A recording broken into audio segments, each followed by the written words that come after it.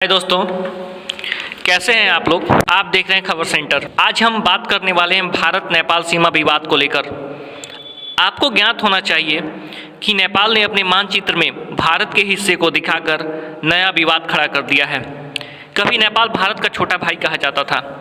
नेपाल को जब भी ज़रूरत पड़ी भारत उसके साथ कदम से कदम मिलाकर खड़ा रहा और चलता रहा। लेकिन जब अब वैसी बात रह नहीं गई है। चीन के बहकावे में आकर नेपाल बहुत बड़ी गलती करता जा रहा है। नेपाल को समय रहते सतर्क हो जाना चाहिए। हालांकि आप सोच रहे होंगे कि आखिर वजह क्या है कि नेपाल ने ऐसी गलती की है। तो आइए आपको वजह बताते हैं। तिब्बत के भीतर कैलाश मानसरोवर तक जाने के लिए पिथौरागढ़ होते हुए लिपुलेख के रास्ते 80 किलोमीटर की नई सड़क ने भारत और नेपाल के रिश्तों में मौजूद पुराने घाव को ताज़ा कर दिया है। ये 80 किलोमीटर सड़क भारत ने बनाया है, जिसको लेकर नेपाल को आपत्ति है। भारत की पिछली सरकारों ने ये वक्त रहते इस मुद्दे पर ध्यान नहीं दिया। ये मुद्दा हालांकि बहुत पहले से था, लेकिन भारत की सरकारों ने इस पर ध्यान नहीं दिया है और इसका नतीजा अब सामने आ रहा है कि नेपाल जैसे कमज़ोर देश, जिनकी भारत के आगे कोई औकात ही नहीं है, वो देश हमसे आंख मिलाने की हिम्मत कर रहे हैं। जो देश कभी भारत के रहमो करम पर चलता रहा, वो आज हमसे ही आंखें मिलाने लगा है।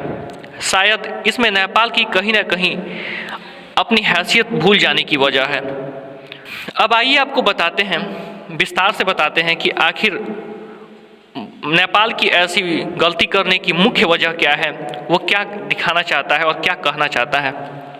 अपने देश भारत, चीन, नेपाल के त्रिकोण पर स्थित, अर्थात वैसी जगह जहां भारत, चीन और नेपाल की सीमाएं आकर मिलती हैं, वहां एक इलाका है काला पानी, लिपुलेख।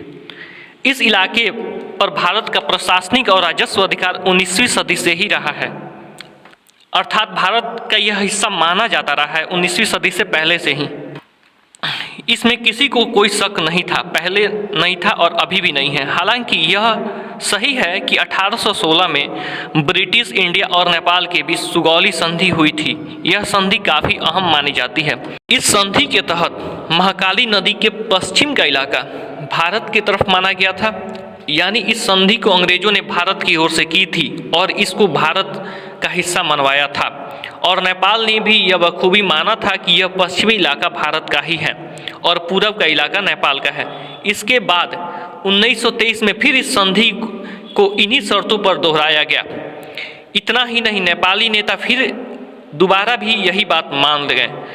यह हिस्सा भारत का ही है और पूर्व का हिस्सा नेपाल का है। लेकिन बाद में नेपाली सरकार और वहाँ के लोगों ने भारत के हिस्से को भी अपना बताना शुरू कर दिया। यानी जो भारत का हिस्सा अब है उसको भी वो लोग अपना बताने लगे हैं। उनका कहना है कि महाकाली नदी लिपुलेख के उत्तर पश्चिम में लिम्पियाधुरा की जलधारा से निकलती है।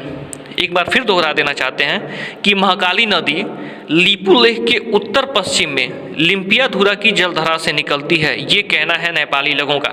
इसलिए काला पानी, लिम्पियाधुरा और लिपुलेख का इलाका नेपाल के भीतर होगा।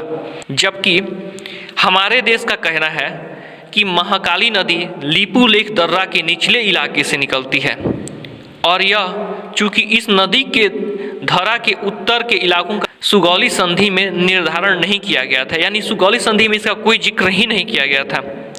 इसलिए काला पानी के इस इलाके पर प्रशासनिक व राजस्व नियंत्रण भारत का ही चलता आ रहा है और आगे भी भारत का ही चलना चाहिए, क्योंकि यह कभी इस बात पर जिक्र हुआ ही नहीं कि यह हिस्सा नेपाल का है। तो आज की वीडियो में बस इतना ही। आज की इस वीडियो में बस इतना ही। अगले वीडियो में इससे संबंधित और जानकारी लेकर आएंगे। आपको वीडियो पसंद आया तो चैनल सब्सक्राइब करना नहीं भूलें और लाइक, कमेंट और शेयर जरूर करें। जय हिंद, जय भारत।